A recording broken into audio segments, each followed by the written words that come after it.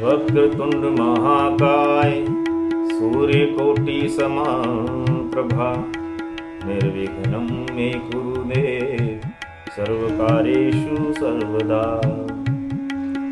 हे गणेश जी महाराज, आप टेढ़े मेढ़े सूंड वाले हैं।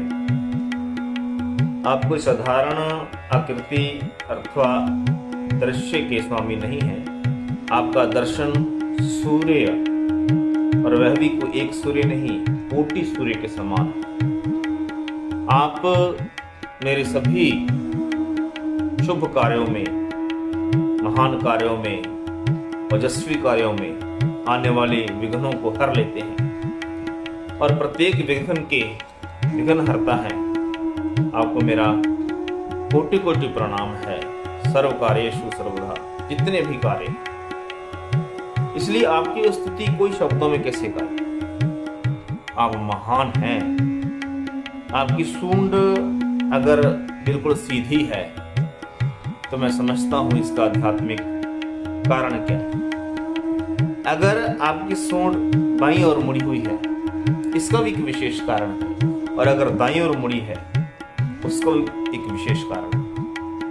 कारण क्या है?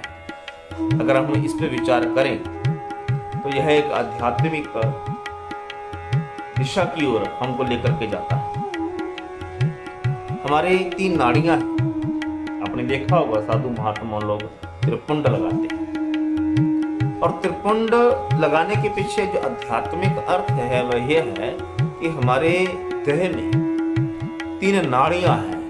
इधर पीड़ा होती है बाईं तरफ, दाईं तरफ पिंगला होती है, और पीछे मेरुदंड से होती हुई एक नाड़ी आती है जिसको कहते हैं सूक्ष्म। ये तीनों नाड़ियों का अपना अपना प्रभाव है। जो हमारी बाईं ओर नाड़ी है लेफ्ट साइड में, इधर चंद्रमा का प्रभाव माना जाता है। तो वो लोग शीतलता आती है, इससे शांति आती है, इससे क्या होता है, आराम से, सहजता से भगवान गणेश प्रसन्न होते हैं अगर उनकी सूंड बाईं तरफ होती है। और अगर दाईं तरफ होती है तो वह सूर्य का प्रभाव माना जाता है, पिंगला नाड़ी का संकेत है। और ऐसे जो लोग दाईं तरफ वाली मूर्ति को अपने घर में स्थापित करते हैं, क्योंकि सूर्य का ताप है जो सहना कठिन है, तो ऐसे लोगों को बड़ी सावधानी से शब्दों का उच्चारण, स्तुतियों को उच्चारण, पाठ बड़ी शुद्धता से, बड़े नियम से, बड़े कानून से उनको करना पड़ता है। और अगर कहीं कोई गलती होती है, अगर कुछ त्रुटियां रहती हैं, विधि विधान में कुछ ऐसे अभाव रह जाते हैं, तो हो सकता है कि उसका आपको फल ना मिले। इसलिए वह थोड़ा कठिन होता है। लेकिन जो इसको अच्छी तरह साध लेते हैं, फिर उनको अपने शत्रुओं पर विजय और अपने रास्ते में आने वाली कठिनाइयां, मुश्किलें, वे सब विघ्न जो होते हैं वे सहजता ही हर लिए जाते हैं। और अगर उनकी सूंड सीधी है, ये हमारी पीछे से मेरुदंड से आने वाली सूक्ष्म नाड़ी का प्रतीक है, तो समझिए उसका सूक्ष्म नाड़ी जागृत है और वो खुली हुई है, तो वह है समृद्धि का प्रतीक है। तो इसलिए अधिकांश जो मूर्तियां हैं भगवान गणेश की, उन्हें मूर्तियां सीधी होती है। चलो, वक्रतुंड महाकाय, आप टेढ़ी मेढ़ी सूंड वाले हैं, कभी इधर है तो कभी उधर। सूर्य कोटि समप्रभा, अब करोड़ों सूर्य के समान है। अब इस शब्द का आपको अर्थ लेना चाहिए। ये जो अर्थ सही क्या है कि सूर्य कोटि समप्रभा, जब भी गणेश जी की चर्चा होगी या अन्य किसी अवतार की चर्चा होगी, तो आप हैरान रह जाएंगे कि इनका जो आभा है, इनका जो दर्शन है, इनका जो वास्तविक दृश्य है, वो सूर्य के समान है। इस वक्त भगवान कृष्ण पीड़ा, पिंगला और सूक्ष्म तीनों नाड़ियां जागृत करते हैं, अर्थात दिव्य दृष्टि देते हैं। तो पूछते हैं कि अर्जुन तुम क्या देख क्या रहा? तो अर्जुन कहता है कि महाराज दिव्य सूर्य सहस्र से भवति पद था, कि महाराज एक सूर्य क्या हजारों सूर्यों का प्रकाश भी अगर उदित हो जाए और वो सारा प्रकाश मिलकर के भी अब जो मैं भीतर प्रकाश दिख रहा हूं उसके सामने तुच्छ है, व्यर्थ है, निम्न है। तो कहने का अर्थ ये है कि जब भी कोई महापुरुष के वास्तविक दर्शन होते हैं इन तीनों नाड़ियों के यहाँ संगम होने पर, तो वह करोड़ों सूर्यों के समान प्रकाश के रूप में दर्शन होते हैं। और फिर कहा मेरे विघ्नम में गुरुदेव, कि तब आप मेरे विघ्नों को हर रहे हैं, जो भले ही दैहिक, दैविक, भौतिक किसी भी रूप में हो, आप उनको सर्व कार्येषु सर्वदा, मेरे सारे कार्यों को आप संपूर्णता की ओर लेके जा रहे हैं। कब, कैसे? निर्विघ्नम में गुरुदेव, मेरे हर विघ्न को हरते। ठीक है, तो ये कब संभव होता है? जब आप तीनों नाड़ियों का संगम कराने के पश्चात भीतर प्रकाश को देखते हो, ईश्वर को देखते हैं।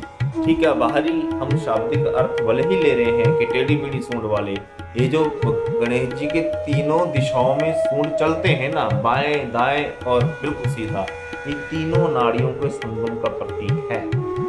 यह आध्यात्मिक अर्थ है, इसका आंतरिक अर्थ है। और जैसे ही संगम होगा यहाँ पर, तो आपको करोड़ों सूर्य के समान प्रकाश दिखेगा। और इसलिए साधु महात्मा तीन नाड़ियां लगाते हैं। भक्त बेणी की वाणी आती है गुरबाणी के अंदर कि ईड़ा पिंगला सूक्ष्मना तीन बसे एक थाई। कहां पर? बेणी संगम तह प्रयाग, मन मज्जन करे थाई, संतो तहा निरंजन राम है। कि आपके जहां संगम होता है इन तीन नाड़ियों का, यहाँ पर बेणी संगम तह प्रयाग, उसको प्रयाग ही कहेंगे। वास्तविक प्रयाग यहाँ है, बाहर संकीर्त।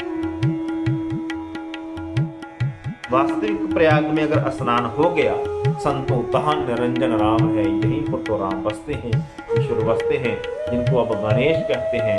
गणेश शब्द का शाब्दिक अर्थ ईश्वर ही है। गणेश, गण जमा ईश, इसका अर्थ हुआ गण अर्थात हम लोग, जीव, संसारिक जीव, भौतिक जीव। गण प्लस ईश, ईश का मतलब स्वामी, ईश्वर, कि जो सभी गणों का, सभी जीवों का ईश है, मालिक है, वह गणेश है।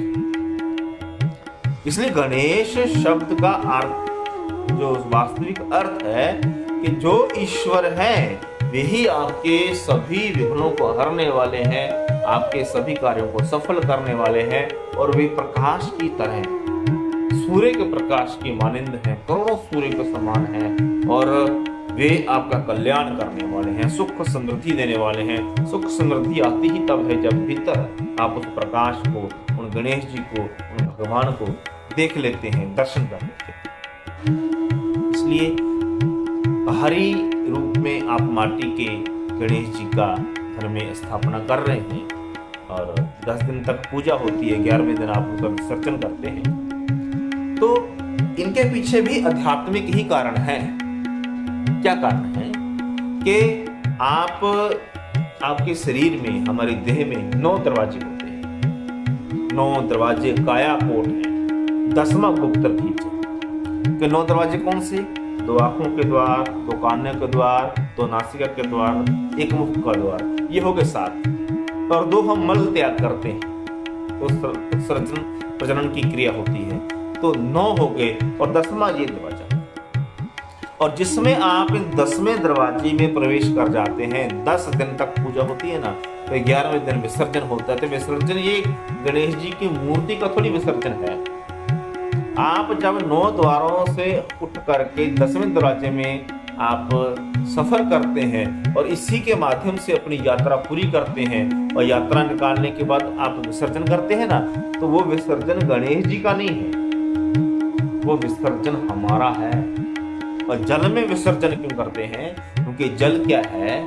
जल ज्ञान का प्रतीक है। इसमें सब कुछ धुल जाता है, इसमें सब कुछ स्वच्छ हो जाता है, इसमें सब कुछ बह जाता है। तो आप उसमें बह रहे हैं, उसमें डूब रहे हैं, उसी का रूप हो जाते हैं। इसलिए आप स्वयं को उस ईश्वर में, उस ज्ञान में आप विसर्जन कर रहे हैं। इसका आध्यात्मिक अर्थ है। इसलिए हे गणेश महाराज, आज के इस पावन अवसर पर, इस शुभ दिवस पर आप हमें ऐसी कृपा करें कि हम भी आपके वास्तविक रूप उस प्रकार से जुड़ें। लेकिन इसको जुड़ने के लिए एक जो सर्वप्रथम शर्त कह लें, इसको नियम कह लें, क्या कि आपको कोई साधु चाहिए, कोई संत चाहिए, कोई महापुरुष चाहिए। वो मिलेंगे ना तो आपको इंट्रोवर्ट करेंगे, भीतर में आप देखेंगे। और वह जो गणेश जी के दर्शन है, उनके भाद्र पक्ष के शुक्ल के चतुर्थी के दिवस पर होता है ये त्योहार, इसलिए गणेश चतुर्थी बोलते हैं इसको। ठीक है, तो आपकी वास्तविक गणेश चतुर्थी भीतर में जब हो जाएगी, प्रकट हो जाएगी, तब आपका कल्याण है, तब आपका वास्तविक उद्देश्य जीवन का वह पूर्ण। फिर भी सभी को गणेश चतुर्थी की हार्दिक शुभकामनाएं। भगवान गणेश आपका मंगल करें, आपके संपूर्ण गृह कार्य, संसारिक लौकिक कार्य वे पूर्ण हों और निर्विघ्न पूर्ण हों, ऐसी कृपा करें भगवान गणेश जी। गणपति बप्पा मोरया। गणपति